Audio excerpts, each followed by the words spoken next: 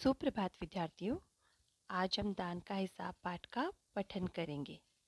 दान का अर्थ होता है कोई भी वस्तु, वस्त्र या खाद्य सामग्री किसी ज़रूरतमंद इंसान को देना। अब हम पाठ का पठन शुरू करेंगे। दान का हिसाब। एक था राजा। राजा जी लगतक कपड़े पहनकर यूं तो हजारों रुपए खर्च करते रहते थे, पर दान के वक्त उनकी मुट्ठी बंद हो जाती थी। राज्यसभा में एक से एक नामी लोग आते रहते थे, लेकिन गरीब, दुखी, विद्वान, सज्जन इनमें से कोई भी नहीं आता था, क्योंकि वहाँ पर इनका बिल्कुल सत्कार नहीं होता था। एक राजा थे जो अपने शौक के लिए हजारों रुपए खर्च करते थे, पर वह किसी को दान नहीं देते थे।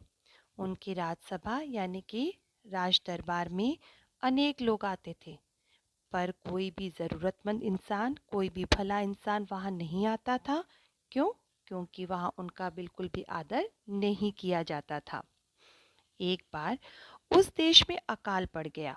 पूर्वी सीमा के लोग भूखे प्यासे मरने लगे। राजा के पास खबर आई। वे बोले, यह तो भगवान की मार है, इसमें मेरा कोई हाथ नहीं है।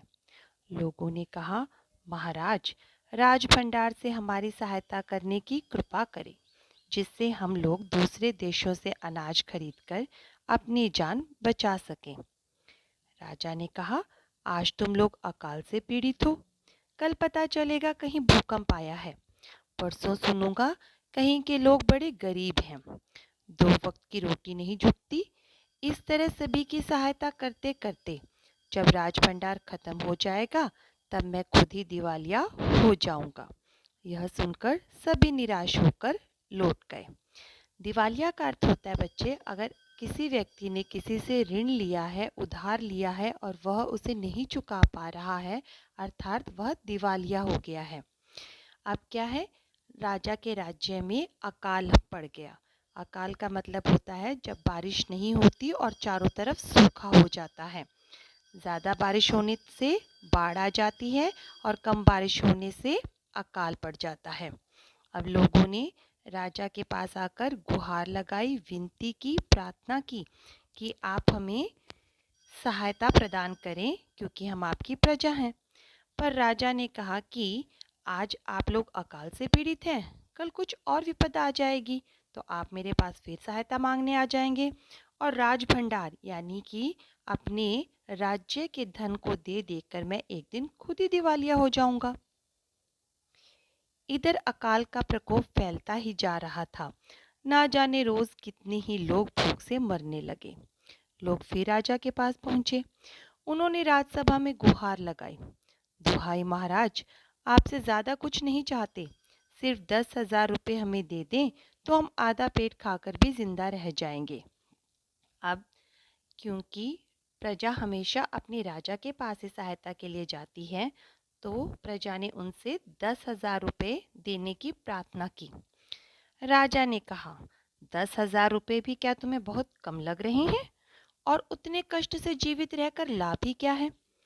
एक व्यक्ति ने कहा, भगवान की कृपा से लाखों रुपए राजकोष में मौजूद हैं। जैसे धन का सागर हो, उसमें से एक आध लोटा ले लेने से महाराज का क्या नुकसान हो जाएगा?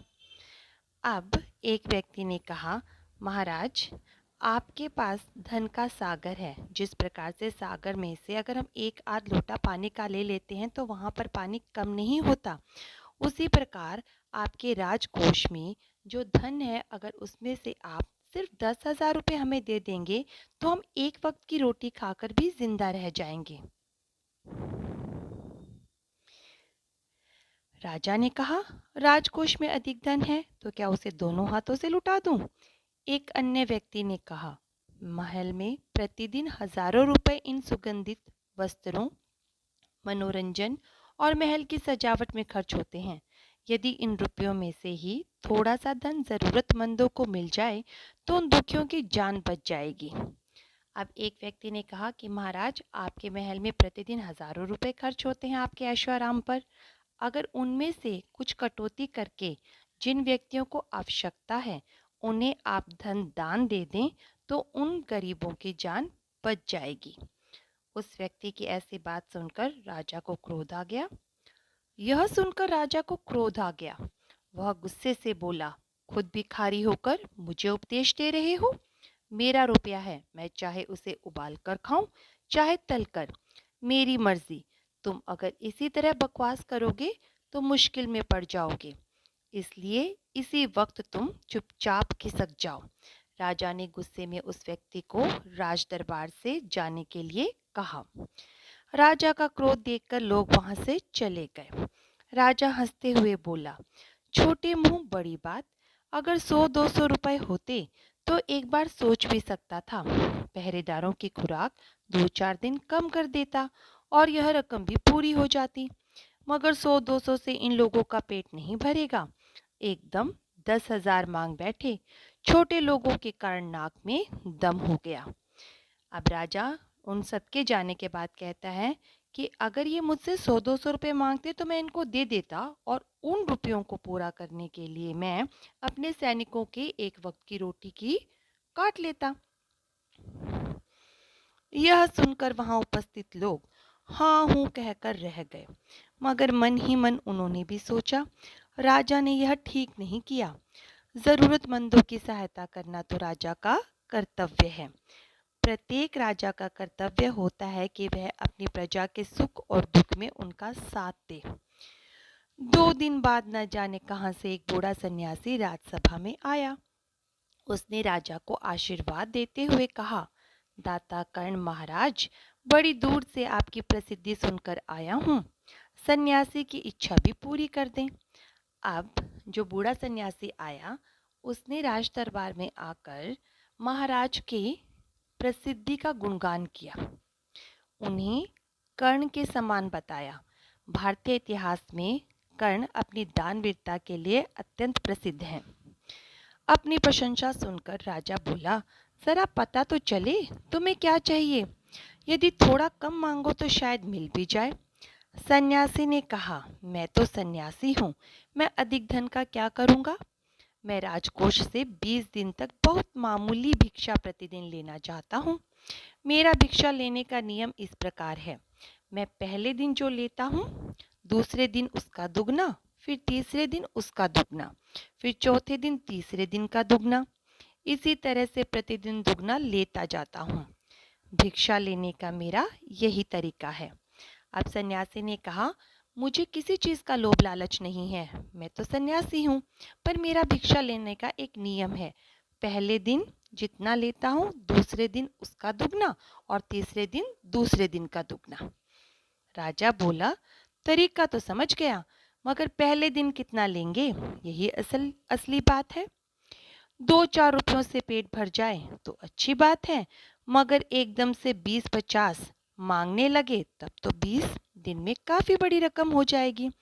अब राजा ने कहा, आपका नियम मुझे समझ आ चुका है सन्यासी जी, पर आप मुझे ये बताएं कि आप पहले दिन कितना लेंगे। सन्यासी ने हंसते हुए कहा, महाराज, मैं लोभी नहीं हूँ, आज मुझे 1 रुपया दीजिए, फिर 20 दिन तक दुगने करके देते रहने का हुक्म दे दीजिए। यह सुनकर राजा, मंत्री और दरबारी सभी की जान में जान आई। राजा ने हुक्म दे दिया कि सन्यासी के कहे अनुसार 20 दिन तक राजकोष से उन्हें भिक्षा दी जाती रहे। अब सन्यासी ने कहा कि मैं आपसे पहले दिन 1 रुपया लूँगा, कोई 20, 40, 50 नहीं। राजा और उनके सारे मंत्री यह सुनकर अत्यंत प्रसन्न हुए और राजा ने सन्यासी के कहे अनुसार भिक्षा देने का आदेश दे दिया। सन्यासी राजा की जय जयकार करते हुए घर लौट गए। राजा के आदेश के अनुसार राजभंडारी प्रतिदिन हिसाब करके सन्यासी को भिक्षा देने लगा। राजभंडारी वह व्यक्ति होता है जो राजा के धन का हिसाब किताब रखता है। इस तरह 2 दिन बीते, 10 दिन बीते, 2 सप्ताह तक भिक्षा देने के बाद भंडारी ने हिसाब करके देखा कि दान में काफी धन निकला जा रहा है। यह देखकर उन्हें उलझन महसूस होने लगी। महाराज तो कभी किसी को इतना दान नहीं देते थे। उसने यह बात मंत्री को बताई। अब कुछ दिनों तक सन्यासी को भिक्षा देने के पश्चात राजभंडारी ने हिसाब किया तो उन्हें पता चला कि राजकोष से बहुत सारा धन सन्यासी की तरफ जा रहा है। मंत्री ने कुछ सोचते हुए कहा, वाकई यह बात तो पहले ध्यान में ही नहीं आई थी, मगर अब कोई उपाय भी नहीं है। महाराज का हुक्म बदला नहीं जा सकता। इसके बाद फिर कुछ दिन बीते। भंडारी फिर हड़बड़ाता हुआ मंत्री के पास पूरा हिसाब लेकर आ गया। हिसाब देखकर मंत्री का चेहरा फीका पड़ गया। अब कुछ दिनों के पश्चात फिर से राज भंडारी आया। उन्होंने मंत्री को बताया कि राजकोष से बहुत ज़्यादा धन जा रहा है। इस बार मंत्री ने जब हिसाब देखा तो उनका चेहरा फीका पड़ गया, यानी कि वे उदास हो गए, वे हैरान भी हो गए। वह अपना पसीना पोंछकर, सिर खुजलाकर, दाढ़ी में हाथ फेरते हुए बोला, यह क्या कह रहे हो? अभी से इतना धन चला गया है? तो फिर 20 दिनों के अंत में कितने रुपए होंगे? भंडारी बोला, जी पूरा हिसाब तो नहीं किया है। मंत्री ने कहा, तो तुरंत बैठकर अभी पूरा हिसाब करो। भंडारी हिसाब करने बैठ गया। मंत्री महाशय अपने माथे पर बर्फ की पट्टी लगाकर तेजी से पंखा झलवाने लगे। कुछ ही देर में भंडारी ने पूरा हिसाब कर लिया। मंत्री ने पूछा, कुल मिलाकर कितना हुआ? भंडारी ने हाथ जोड़कर कहा, जी 10,48,575 रुपए। मंत्री ने गुस्से में बोला, मजाक कर रहे हो? यदि सन्यासी को इतने रुपए दे दिए तब तो राजकोष खाली हो जाएगा। जब तक राज भंडारी हिसाब कर रहा था, मंत्री जी आराम से नहीं बैठे थे। वे अपने माथे पर पट्टी रख रहे थे क्योंकि उन्हें पता था कि बहुत सा धन राजकोष से जा चुका है। भंडारी ने कहा, मजाक क्यों करूंगा, आप ही हिसाब देख लीजिए। यह कहकर उसने हिसाब का कागज मंत्री जी को दे दिया। हिसाब देखकर मंत्री जी को चक्कर आ गया। सभी उन्हें संभालकर बड़ी मुश्किलों से राजा के पास ले गए। राजा ने पूछा, क्या बात है? मंत्री बोले, महाराज राजकोष खाली होने जा रहा है। राजा ने पूछा, वह कैसे? मंत्री बोले, महाराज सन्यासी को आपने भिक्षा देने का हुक्म दिया था। अब जो भी विपदा थी, जो भी स्थिति थी, मंत्री ने जाकर राजा से वह कह सुनाई। मगर अब पता चला है कि उन्होंने इस तरह राजकोष से करीब 10 लाख रुपए झटकने का उपाय कर लिया है। राजा ने गुस्से से कहा, मैंने इतने रुपए देने का आदेश तो नहीं दिया था, फिर इतने रुपए क्यों दिए जा रहे हैं? भंडारी को बुलाओ। मंत्री ने कहा, जी सब कुछ आपके हुक्म के अनुसार ही हुआ है, आप खुद ही दान का हिसाब देख लीजिए।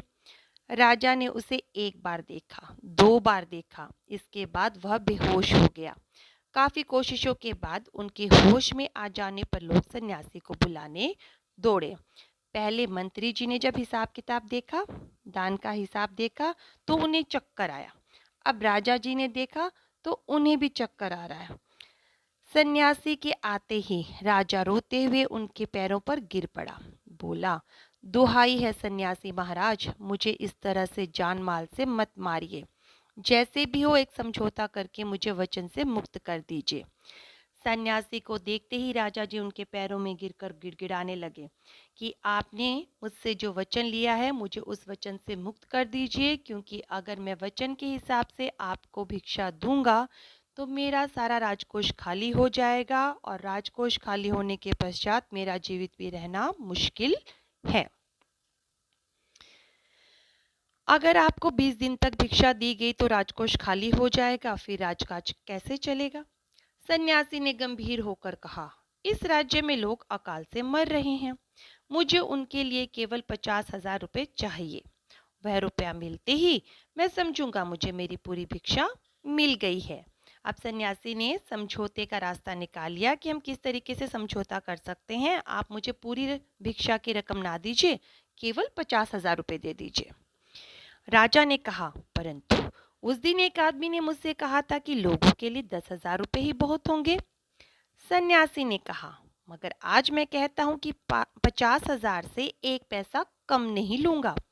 राजा गिड़गिड़ाया, मंत्री गिड़गिड़ाए, सभी गिड़गिड़ाए, मगर सन्यासी अपने वचन पर डटा रहा। आखिरकार लाचार होकर राजकोष से 50,000 रुपये सन्यासी को देने के बाद ही राजा की जान बची। पूरे देश में खबर फैल गई कि अकाल के कारण राजकोष से 50,000 रुपए राहत में दिए गए हैं। सभी ने कहा, हमारे महाराज कर्ण जैसे ही दानी हैं। जैसे ही सन्यासी आया, महाराज उसके पैरों में गिड़गिड़ाने लगे। उन्होंने उनसे समझौता करने के लिए कहा तो वह मान गए कि आप मुझे 50,000 रुपये दे दीजिए। पर राजा ने अपनी आदत के अनुसार कहा कि उस दिन तो एक व्यक्ति मुझसे 10,000 मांग रहा था। सन्यासी ने कहा, मैं 50,000 से 1 रुपया भी कम नहीं लूंगा। अब राजा, उनके मंत्री उसी प्रकार से सन्यासी के पैरों में गिरकर गिड़गिड़ाने लगे जैसे गरीब और ज़रूरतमंद व्यक्ति अपनी सहायता करने के लिए राजा के पैरों में गिड़गिड़ाते थे। और सन्यासी भी उसी प्रकार से अपने इरादे से नहीं हटे जिस प्रकार से राजा गरीबों की मदद करने के लिए तैयार नहीं होते थे।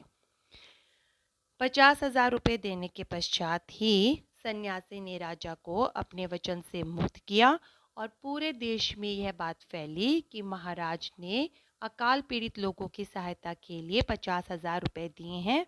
वे सब उनकी जय जयकार करने लगे। सुकुमार राय इस पाठ के लेखक हैं। विद्यार्थियों, अभी आपने दान का हिसाब पाठ का पठन सुना। अब आप सब शुद्ध उच्चारण में दान का हिसाब पाठ का पठन करेंगे।